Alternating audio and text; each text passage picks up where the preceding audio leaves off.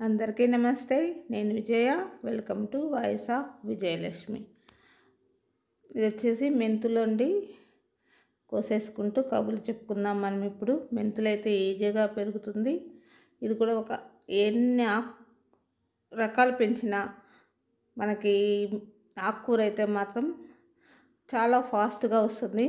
టమోటాలైనా వంకాయలైనా 2-3 నెలలు టైం పడుతుంది కదా కాయలు కావాలంటే. ఆకుకూర అయితే ప్రతి వారం కోసుకోవచ్చు అన్నమాట. అందుకని నేను ఎక్కువ ఆకుకూరలే ప్రిఫర్ చేస్తాను. అంతేకాకుండా ఆకుకూరలకు మందు కూడా ఎక్కువ కొడతారు కదా.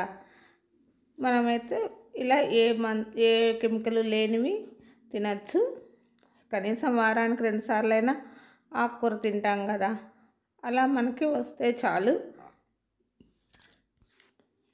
కాకపోతే అన్ని సార్లు మనకేం సక్సెస్ అవ్వండి.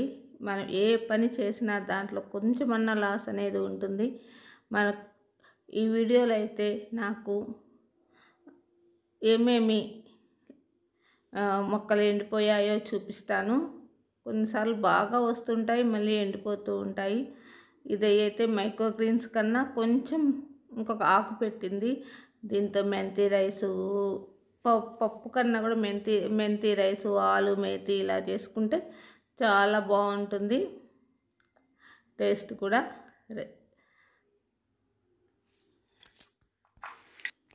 ఆర్గానిక్ అంటే మనము కొనాలంటే చాలా కష్టము, చాలా కాస్ట్లీ కూడా ఉంటుంది. ఆర్గానిక్ అని పేరు పెడతారు కానీ అది నిజంగా ఆర్గానిక్గా పండిస్తున్నారా అనేది మనము నమ్మలేము. కాబట్టి మనకు చేతనైనంత వరకు మనం ఇలా చేసుకోవచ్చు.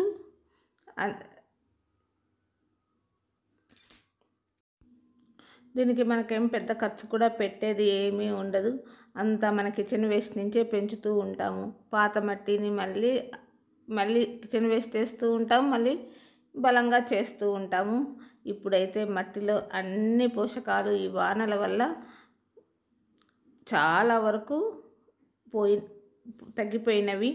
ఈ వానల నీళ్ళ బలానికే పెరుగుతున్నాయండి ఇప్పుడు మొక్కలు. గోంగూర అయితే మొన్ననే కోసేసాను కదా, అదైతే వండేసుకున్నాను. గోంగూర అన్ని రకాలు. ఇక ఇది కూడా తీసేస్తున్నాను. దీంతో మళ్ళీ ఇంకొక 2-3 రోజుల్లో మళ్ళీ నాకు మునగాకు కూడా వస్తుంది. మునగాకు మళ్ళీ ఆకుకూరలు వస్తాయి. అలా రొటేషన్ అవుతూ ఉంటుంది. మనకి కూడా అదొక సాటిస్ఫాక్షన్ అన్నమాట. మనమే పండించుకొని మనమే తింటున్నాము అని. ఇంకా నేను ఈ వీడియోలో నాకైతే ఏం లాస్ అయిందో కూడా చూపిస్తాను. పాలకూర విత్తనాలు నాటాను. ఇప్పుడు నేను ఒక ప్యాకెట్ ఫుల్ వేయనండి, కొద్దిగా వేస్తాను. అలాంటిది ఈసారి ఫుల్ ప్యాకెట్ వేసానన్నమాట.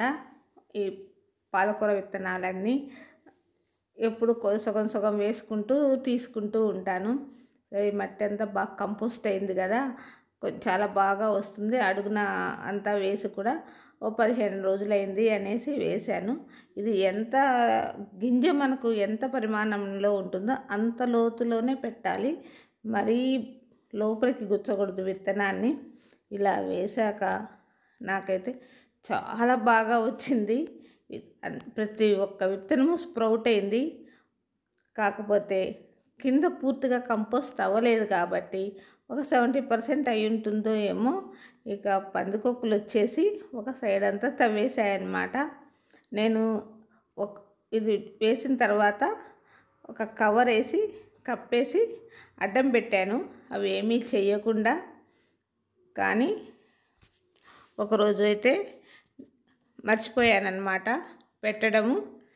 అంతే, చాలా వరకు తీసేసి అది ఒక సైడ్ అంతా తవ్వేసింది. బాగా మొలక వచ్చింది కూడా, పోయింది. కొద్దిగా పోయింది, కొంచెం ఉంది. సరే, మనము దేన్ని అవాయిడ్ చేయలేము కదా. మనకు ఎంత చేత అయిందో అంత చేస్తూ ఉంటాము, అంతే కదా. అసలే ఈ వానలకి చిన్న మొలక ఎక్కడ పాడైపోతుందో అనేసి నేను దాని మీద అలా కవర్ చేశానన్నమాట. కొంచెం మొక్క పెద్ద అయిన తర్వాత పెడదాము అని.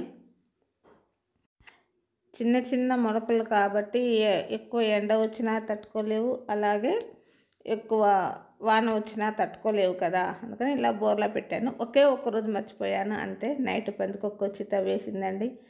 ఎంత బాగా వచ్చిందో, ప్రతి ఒక్క గింజ మొలకెత్తింది. కానీ 75% పోయింది. ఇప్పుడు మనకైతే ఇదే పాలకూర ఇక ఎన్నిసార్లు కోసుకున్నా. అలాగే మిరప చెట్టు కూడా చూశారు కదా ఎలా అయిపోయిందో. ఇలాగే అవుతూ ఉంటాయి. ఒక్కోసారి మనం పెంచుతూ ఉంటే కొన్ని పోతూ ఉంటాయి, కొన్ని వస్తూ ఉంటాయి. కాకపోతే మనం దీనికి పెద్ద ఖర్చు పెట్టేదంటూ ఏమీ లేదు కదా, ఓన్లీ కిచెన్ వేస్ట్తోనే పెంచుతున్నాము. అదే మట్టిని రీసైకిల్ చేస్తూ ఉంటాము. దేంట్లో కూడా ఫుల్ 100% సక్సెస్ అనేది ఉండదు కదా. నేను ఈ వేస్ట్ని ఎలా వేస్తున్నానో ఇంకోసారి చూపిస్తాను. ఇక ఏమీ తెచ్చేది ఏమీ ఉండదు. మనకు ఆవు పేడ అవన్నీ తెచ్చేవాళ్ళు ఎవరు ఉంటారు? ఎవరు ఉండరు కదా. మనకు తెలియకుండానే బోల్డ్ అంత వేస్ట్ వస్తుంది. ఆఖరికి న్యూస్ పేపర్ కూడా కంపోస్ట్ అయిపోతుంది. ఇక దీంట్లో అయితే ఇక సారమే లేదనమాట. వాన నీళ్ళ బలంకే వస్తుంది, కానీ ఈ మట్టిలో పోషకాలన్నీ వానలకు కారిపోయి ఉంటాయి. అందుకనే దీన్ని మళ్ళీ మనము యూజ్ చేసుకోవాలి. కొత్త మట్టిలాగా చేయాలి అంటే ఈ కిచెన్ వేస్ట్లో కనుక మనం లేయర్స్గా వాడుకుంటూ కొంచెం ఆ బకెట్ అంతా నింపుకున్న తర్వాత పైన కొంచెం కొత్త మట్టి వేస్తాను నేను. చూసారా, దొండపాది అయితే మాత్రం ఇక చాలా బాగానే వస్తుంది, మళ్ళీ వస్తుంది. తీగ అయితే మాత్రం పూర్తిగా ఎండిపోదు, చాలా బాగా వస్తుంది. దీనికి కూడా మనము మూత పెట్టాలన్నమాట.